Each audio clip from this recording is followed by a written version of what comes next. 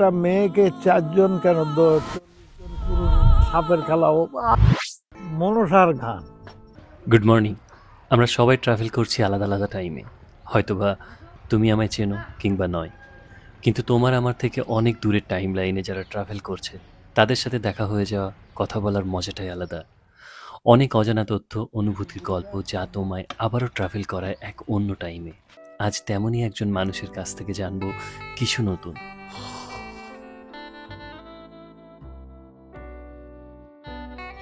এমন কোনো শব্দ বা গন্ধ যেটা তোমার ছোটবেলার গ্রামকে মনে করিয়ে দেয়? প্রথমেই হচ্ছে মনসার গান, করে একটা সুর দিত, সেই সুর শুনলেই আমরা বুঝতে পারতাম এই গান। আর সেই গান শুরু হয়তো সন্ধ্যেবেলায়, বেলা 10টা বেজে যাবে তাও শেষ হবে না। এই একটা সুরের কথা।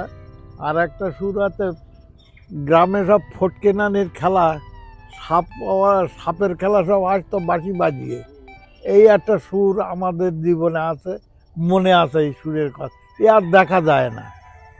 ফটকে নানির খেলাও নেই, সে সাপের খেলাও আর নেই আর ধরতে গেলে। আর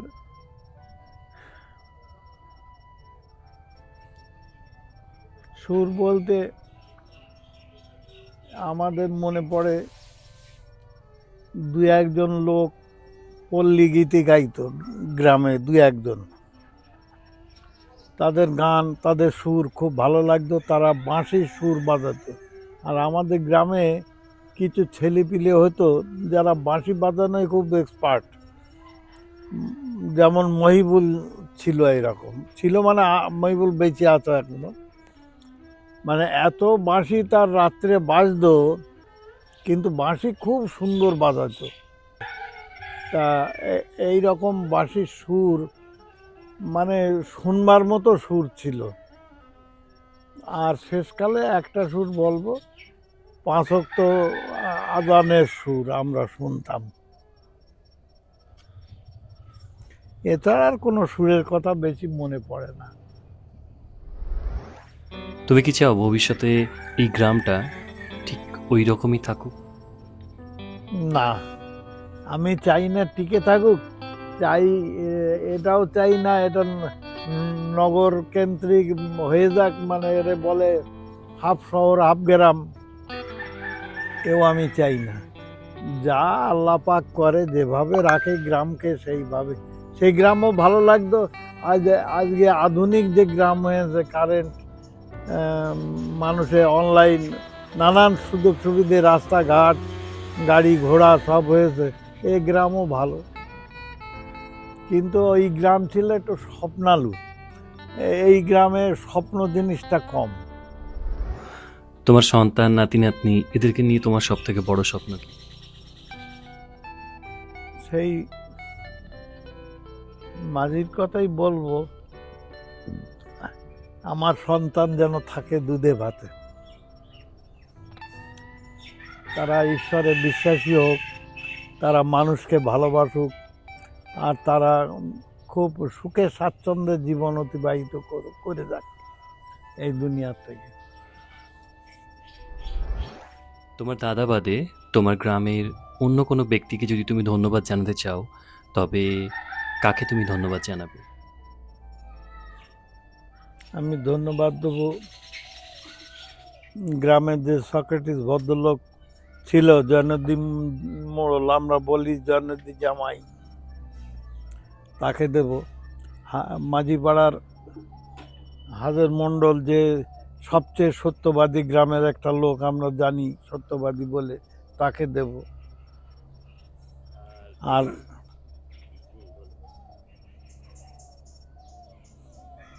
আর গ্রামের অসংখ্য যারা এত নির্যাতনের পরেও খেটে খুঁটে কোনো রকম কাপড় জুটতো না, খাওয়া জুটতো না, তারা বেঁচে ছিল এবং দুনিয়ার সব কিছু বড় হওয়ার জন্য যাদের স্যাক্রিফাইস অনেক কিছু, এই সব লোকেদের কথা আমি মনে করব এবং তাদের ধন্যবাদ দেব। যদি তুমি আবার শৈশবে ফিরে যাও, তবে তুমি কি কি করবে? নদীর মধ্যে নৌকা চালাবে আর নালার পদ্ম ফুল তুলবে। নতুন প্রজন্মকে গ্রামের ঐতিহ্য ধরে রাখার জন্য কি করা দরকার? মেসেজ দিয়ে কিছু হবে না। নতুন প্রজন্মে এসছে হিংসা, এসছে প্রতিযোগিতা, যেটা খুব খারাপ জিনিস। সম্পদ নিয়ে, শিক্ষা নিয়ে, গৌরব নিয়ে, অহংকার নিয়ে প্রতিযোগিতা। এই প্রতিযোগিতা যে কত খারাপ এ বলার মতো না। আমরা চাই, আমি চাই গ্রামের মানুষ যেন যেরকম ছিল সেই রকম সহজ সরল, ধর্মে মতি, মানুষকে সেবা করায় আসক্তি, এইটাই থাকে। নগর কেন্দ্রে গ্রাম খুব ভালো না, খুব শান্তির না। আর সবই তা আছে, কিন্তু সেখানে শান্তি নেই।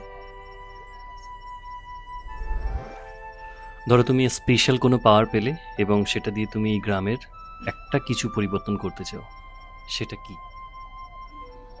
পরিবর্তন কেউ করতে পারে না, পরিবর্তন কেউ করতে পারে না, তবে পরিবর্তিত হয় কিছু মানুষের সাহায্যে। তারা তারা হচ্ছে বেশিরভাগই হচ্ছে অলি আওলা এবং ধর্ম প্রচারক।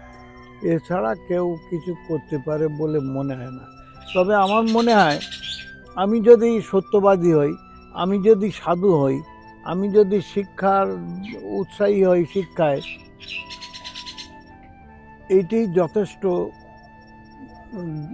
সকল মানে গ্রামকে উন্নত করার জন্য। আমার দেখে এই গ্রামের মানুষ উদ্বুদ্ধ হবে, তারাও সেইটা করার চেষ্টা করবে।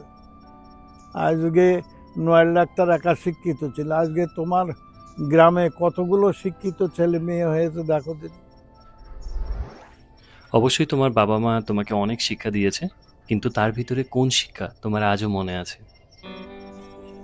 আমার মা কয়েকটা শিক্ষা দিয়েছে, তার মধ্যে একটার কথা উল্লেখ করছি। আমি একদিন হাসির ছলে বলছিলাম আমি 4টি বিয়ে করবো, ইসলাম ধর্মে যখন আসে 4টি বিয়ে করবো। আমার মা আমাকে বলেছিল, বাবা একটা মেয়েকে 4 জন কেন 40 জন পুরুষও সন্তুষ্ট করতে পারে না। যদি একটা মেয়ে তোমাতে সন্তুষ্ট থাকে, তুমি একটাই সন্তুষ্ট থাকো, এটাই it's enough. Oh my god, তোমার দিদা অনেক ওপেন মাইন্ড ছিল। হ্যাঁ, আমাকে সব বিষয়ে বলতো। এবং আর একটা শিক্ষা দিয়েছে মা, বড় বড় মহাকাব্যগুলো পড়ে আমাদের শোনাতো, মুখস্থ ছিল তার। যেমন আমাদের বলতো, হরিণী চাটে বাঘের ছাল, অভাদ্রাই বর্ষাকাল। বর্ষাকাল আসলে আমাদের এটা শোনাতই। মানে বর্ষাকাল এত দুঃখের কাল যে হরিণ গিয়ে বাঘের ছাল চাটে, কিন্তু এটা অবাস্তব কথা, তাই হয়ে যায়। এত বিভৎস কাল ছিল। এই শিক্ষার কথা মনে পড়ছে। আর তোমার আব্বার কাছ থেকে পাওয়া কোনো শিক্ষার কথা? আমার আব্বা শুধু খাটতো, খুব খাটতো, নিজে লাঙল চষতো, নিজের সব কিছু কাজকর্ম করতো, লোকজন রাখতো, উন্নতি করার চেষ্টা করতো। আর নিজে যে লেখাপড়া বেশি শিখতে পারেনি, তার সেই মনের কষ্টটা নিজের ছেলে মেয়েদের লেখাপড়া শেখানোর জন্যে প্রাণপণ চেষ্টা করে গেছেন।